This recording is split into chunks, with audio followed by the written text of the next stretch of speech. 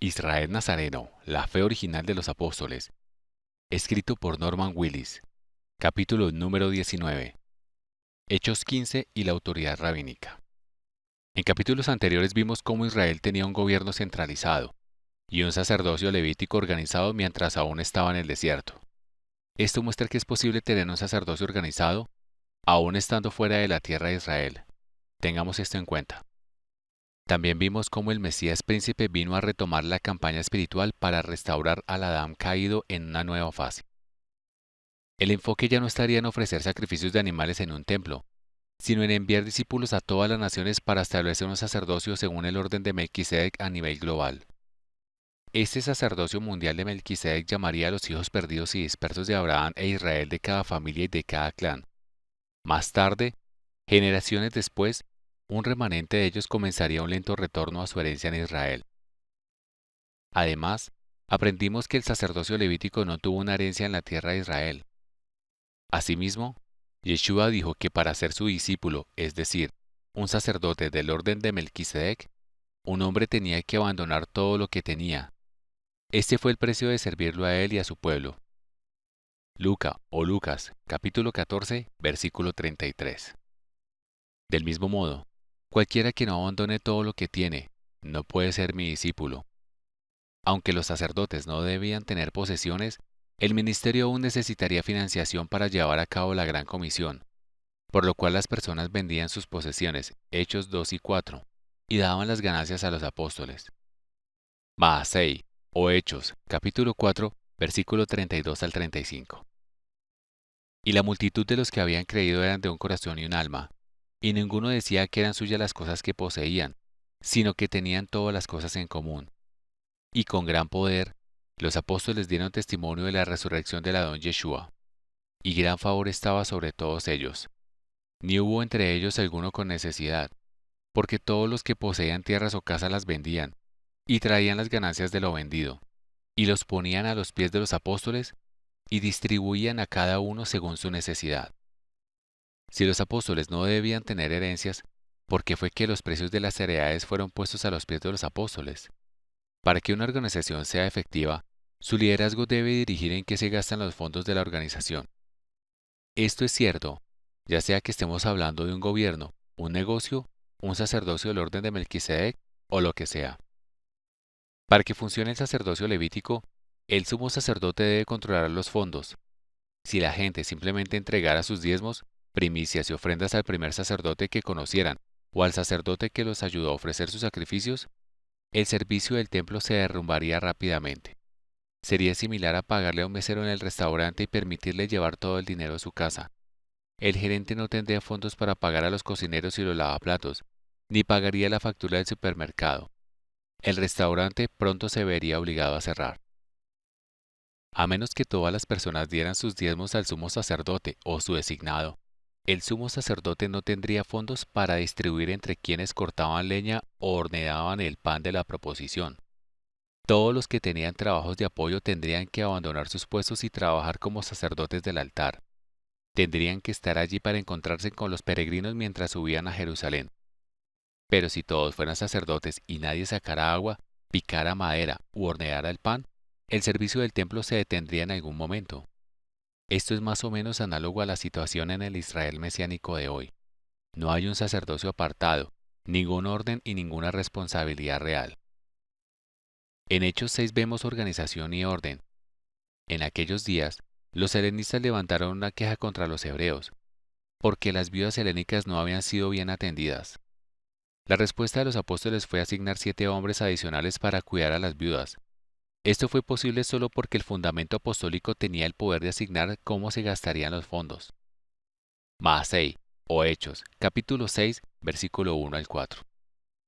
En aquellos días, cuando el número de discípulos se multiplicó, los helenistas se quejaron contra los hebreos porque sus viudas eran descuidadas en la distribución diaria. Entonces los 12 convocaron a la multitud de los discípulos y dijeron: No es bueno que dejemos la palabra de Elohim y sirvamos a las mesas. Por tanto, hermanos, buscad entre vosotros 7 hombres de buena reputación, llenos del Espíritu apartado, santo y sabiduría, a quienes podamos designar para este negocio. pero nosotros nos dedicaremos continuamente a la oración y al ministerio de la palabra. La razón por la cual Yahweh quiere que el fundamento apostólico tenga el control de los fondos es porque, por definición, los apóstoles y los profetas oyen la voz de Yahweh. Y es que solo escuchando y obedeciendo la voz de Yahweh momento a momento se puede saber cómo Yahweh quiere que se gasten sus fondos. La idea es que los evangelistas, los pastores y los maestros se den cuenta de que los apóstoles y los profetas están escuchando y obedeciendo la voz de Yahweh constantemente. Deben buscarlos para recibir orientación y consejo. Sin embargo, cuando los evangelistas, pastores y maestros no saben lo que es escuchar la voz de Yahweh, no sienten la necesidad de buscar a los apóstoles y profetas, ni de operar sobre el fundamento apostólico. Esto causa una desunión instantánea, como en el mundo mesiánico de hoy. Algunos creyentes desconfían de la idea misma de un fundamento apostólico. Esto es quizás atribuible al hecho de que ha habido mucho abuso del poder por parte de la Iglesia cristiana. Son, quizás, como esposas que han pasado por un mal matrimonio y que ahora desconfían del matrimonio. Sin embargo, solo porque uno hace una elección incorrecta de cónyuge, ¿eso hace que la institución del matrimonio sea mala? ¿O significa que simplemente hicieron una mala elección de compañero? Si bien la Iglesia Católica tiene una base de apóstoles y profetas, no es un fundamento de verdaderos apóstoles y profetas. Al igual que los rabinos, la dirección católica no sigue la voz de Yahweh, sino la voz de sus propios pensamientos. Esto los hace guías ciegos, porque como vimos anteriormente con Ahava o Eva en el jardín del Edén, la táctica principal de Satanás es hacernos seguir nuestros propios pensamientos, en lugar de escuchar la voz de Yahweh. Es por eso que se nos dice que tomemos todo pensamiento cautivo a la obediencia del Mesías y su espíritu. Corintim Bet, o Segunda de Corintios, capítulo 10, versículo 3 al 6. Porque, aunque andemos en la carne, no pecamos según la carne. Porque las armas de nuestra guerra no son carnales, sino poderosas en Elohim para derribar fortalezas, rechazando argumentos y toda altivez que se exalta a sí misma contra el conocimiento de Elohim, llevando cautivo todo pensamiento a la obediencia del Mesías, y estando listo para castigar toda desobediencia cuando su obediencia sea completa. Yahweh nos dio cerebros y quiere que los usemos. Sin embargo, primero tenemos que permanecer en Yeshua y luego pensar, no al revés. Si en algún momento nos olvidamos de permanecer en Yeshua, entonces terminaremos persiguiendo nuestros propios pensamientos. Por lo tanto, nos convertiremos en cautivos espirituales de Satanás. Escuchar y obedecer la voz de Yahweh es fundamental para nuestra fe. Aquellos con los dones apostólicos y proféticos deben escuchar continuamente la voz de Yahweh. De hecho, esta es la razón por la cual se les confió el liderazgo. Si escuchar las palabras de Yahweh no es su máxima prioridad, entonces no están haciendo honor a su oficio, y aquí es donde tanto los rabinos como la iglesia cristiana salen mal. Sabemos que los oficios de los apóstoles y los profetas aún están presentes hoy en día, porque Efesios 4:13 nos dice que nos organicemos de acuerdo con los dones quíntuples, hasta que todos lleguemos a la unidad de la fe. Efesín o Efesios capítulo 4 versículo 13. Hasta que todos lleguemos a la unidad de la fe y del conocimiento del Hijo de Elohim, a un hombre maduro, a la medida de la estatura de la plenitud del Mesías. Además, Apocalipsis 18:20 les dice a los apóstoles y profetas que se regocijen por la caída de Babilonia. Hitgalut o Revelación, capítulo 18, versículo 20. Regocijaos sobre ella, oh cielo, y apartaos apóstoles y profetas, porque Elohim os ha hecho justicia en ella. Ya que la caída de Babilonia es todavía un evento futuro, sabemos que habrá apóstoles y profetas en el futuro, por lo cual sabemos que los oficios de los apóstoles y los profetas están actualmente disponibles. Ya que los apóstoles y los profetas son los que escuchan la voz de Yahweh en todo momento, y dado que estos oficios son todavía para hoy, entonces aquellos que son llamados a estos oficios deben practicar el escuchar y obedecer la voz de Yahweh en todo momento. Eso es parte de su trabajo. Pero, ¿qué tiene que ver todo esto con Hechos 15? Hasta Hechos 9, las buenas nuevas se revelaban solo a los judíos. Sin embargo, en Hechos 10, Yahweh le mostró al apóstol Kefa o Pedro una visión de una gran sábana que descendía del cielo, que estaba llena de animales inmundos, que son simbólicos de los gentiles. Maasei, o Hechos, capítulo 10, versículo 9 al 16. Al día siguiente, mientras iban de camino y se acercaban a la ciudad, Kefa subió a la azotea para orar, como a la hora sexta. Entonces se volvió muy hambriento y quería comer, pero mientras le preparaban algo, cayó en trance y vio el cielo abierto y un objeto como una gran sábana atada en las cuatro esquinas, descendiendo hacia él y bajando a la tierra. En ella había de toda clase de animales cuadrúpedos de la tierra, bestias salvajes, reptiles y aves del cielo. Y vino una voz a él, diciendo, Levántate, Kefa, mata y come. Pero Kefa dijo, De ningún modo, Adón, porque nunca he comido algo común o inmundo. Y la voz le habló otra vez, por segunda vez, lo que Elohim ha limpiado no debes llamarlo común. Esto fue hecho 3 veces, y el objeto fue llevado al cielo otra vez. La Iglesia cristiana nos enseña que esta visión significa que las leyes de los alimentos limpios de Levítico 11 ya no se aplican, y que ahora podemos comer cualquier cosa. Sin embargo, Kefa nos dice que eso significaba que no deberíamos llamar a los hombres comunes o inmundos. Después del sacrificio de Yeshua, la gran comisión debía compartirse con cada familia y cada clan en todas las naciones de la tierra, por lo que no debíamos evitar dar testimonio de los demás. Maasei, o Hechos, capítulo 10, versículo 28. Entonces él les dijo, Ustedes saben cuán abominable es para un judío juntarse o acercarse a un extranjero, pero Elohim me ha mostrado que no debo llamar a ningún hombre común o inmundo. Kefa dijo que es abominable para un hombre judío juntarse o acercarse a alguien de otra nación. Esto no se encuentra en la Torá de Moshe, sino que es una ordenanza rabínica. Que Kefa se sujetara a una orden rabínica dice algo acerca de él. Si relacionamos esto con el hecho de que el ministerio de Shaul o Pablo fue para los gentiles, mientras que el ministerio de Kefa hasta este punto fue solo para los circuncidados, es decir, los fariseos rabínicos. Esto nos da una imagen interesante de quién realmente era Kefa. Kefa obedeció la orden del Espíritu de ir a la casa de Cornelio, y 6 hombres de la circuncisión, fariseos creyentes, fueron con él. Kefa, entonces, estaba pendiente de los fariseos creyentes.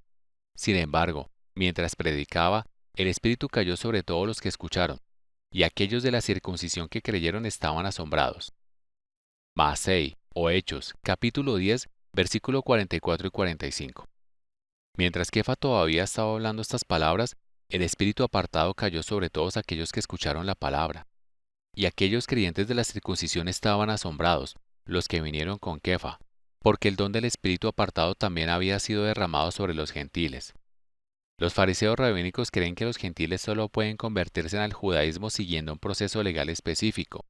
En el primer siglo esto se llamó la costumbre de Moshe, en oposición a la Torá de Moshe. Hoy esto se llama el proceso Giur. En el proceso Giur, los nuevos conversos primero deben tomar clases para aprender la interpretación legal rabínica de la Torá. Luego, después de que hayan sido adoctrinados en las enseñanzas rabínicas, se les permite circuncidarse físicamente. En la mente rabínica, si han obedecido el procedimiento rabínico, están sometidos a la autoridad rabínica, y por lo tanto ahora están en el favor de Yahweh, es decir, se salvan. Es por esto que los de la circuncisión se asombraron cuando Yahweh derramó su espíritu sobre gentiles incircuncisos como Cornelio y los de su casa, que no estaban siguiendo en nada las tradiciones rabínicas. Los hombres son muy protectores de su poder y posición, así que cuando Kefa regresó a Judea, los de la circuncisión rabínica contendieron con él allí. Maasei, o Hechos, capítulo 11, versículo 1 al 3. Los apóstoles y hermanos que estaban en Judea oyeron que los gentiles también habían recibido la palabra de Elohim, y cuando Kefa subió a Jerusalén, los de la circuncisión contendieron con él, diciendo, Entraste en casa de hombres incircuncisos y comiste con ellos. Kefa explicó todo desde el principio, acerca de cómo Elohim le había mostrado que no debía llamar a ningún hombre común o inmundo, y cómo Yahweh había derramado el Espíritu sobre Cornelio y su casa. Luego les preguntó si querían enfrentarse de frente a lo que Elohim estaba haciendo. Maasei, o Hechos, capítulo 11, versículo 15 al 18. Y cuando comencé a hablar, el Espíritu apartado cayó sobre ellos, como sobre nosotros al principio. Entonces recordé la palabra del Maestro, cuando dijo, Johanán ciertamente está bautizando en agua, pero ustedes serán bautizados en el Espíritu apartado. Si Elohim, pues, les dio el mismo regalo que nos dio a nosotros cuando creímos en Adón Yeshua el Mesías, ¿quién era yo para resistir a Elohim? Cuando oyeron estas palabras, se callaron, y glorificaron a Elohim, diciendo, Entonces Elohim también ha otorgado a los gentiles arrepentimiento para vida. Después de estas cosas, Yahweh derramó su espíritu sobre una gran cantidad de creyentes reformistas helenizados en Antioquía que tampoco estaban obedeciendo las costumbres rabínicas. Así que los apóstoles enviaron allí a Barnabá o Bernabé. Maasei, o Hechos, capítulo 11, versículo 19 al 25. Y los que fueron dispersados después de la persecución que se levantó sobre Esteban, viajaron hasta Fenicia, Chipre y Antioquía, y no anunciaron la palabra a nadie más que a los judíos. Pero algunos de ellos eran hombres de Chipre y Cirene, quienes, cuando habían venido a Antioquía, hablaron a los helenistas anunciando al maestro Yeshua. Y la mano de Yahweh estaba con ellos, y muchos creyeron y se convirtieron al maestro. Entonces llegaron noticias de estas cosas a los oídos de la congregación en Jerusalén, y enviaron a Barnabá hasta Antioquía. Cuando llegó y vio la gracia de Elohim, se alegró, y les animó a todos que con firmeza de corazón permaneciesen con Yahweh, porque era un hombre bueno, lleno del espíritu apartado y de la fe. Y muchas personas se agregaron al maestro. Entonces Barnabá partió a Tarso para buscar a Shaul.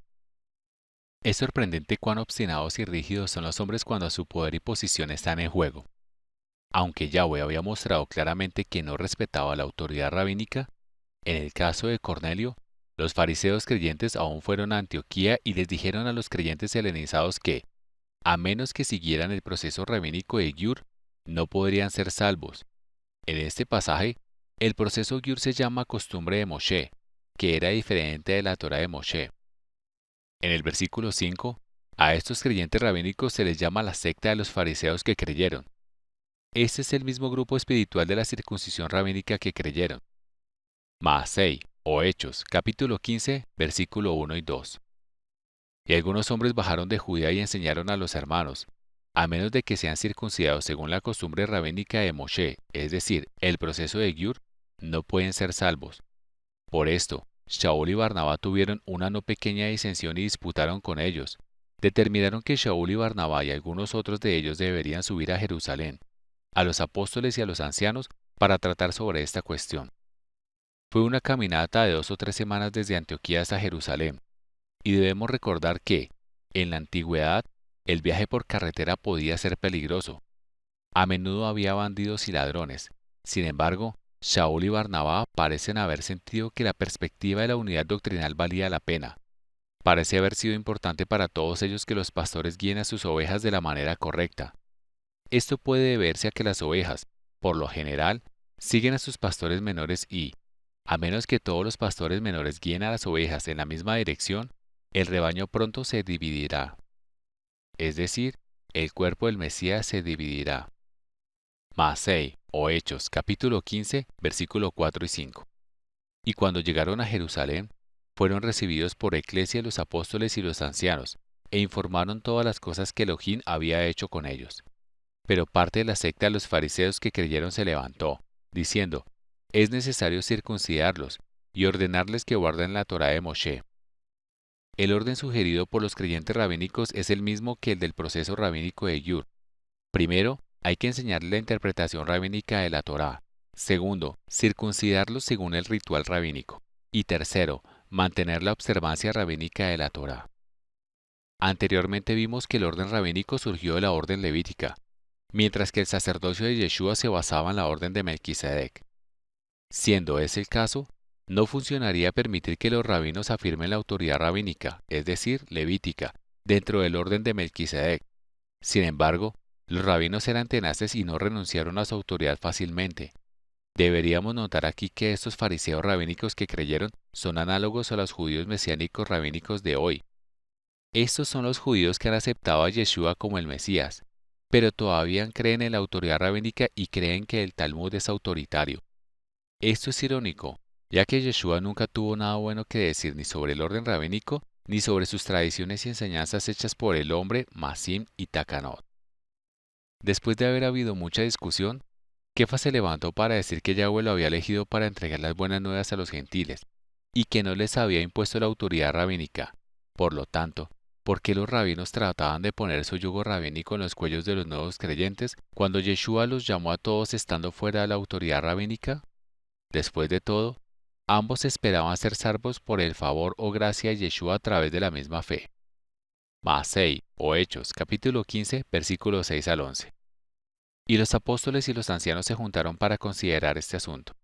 Y cuando hubo mucha discusión, Kefas se levantó y les dijo: Varones hermanos, sabed que hace un buen tiempo Elohim me escogió entre nosotros, para que por mi boca los gentiles oyeran la palabra de la buena nueva y creyeran.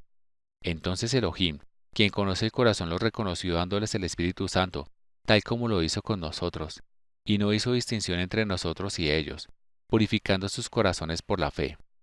Ahora pues, ¿por qué tientan a Elohim al poner un yugo o tradición rabínica en el cuello de los discípulos que ni nuestros padres ni nosotros hemos podido soportar?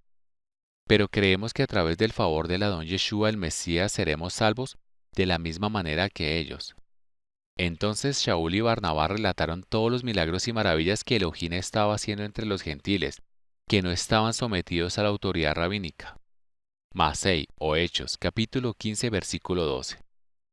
Entonces toda la multitud guardó silencio y escucharon al Barnabá y a Shaul, que contaban cuántos milagros y prodigios había hecho Elohim entre los gentiles.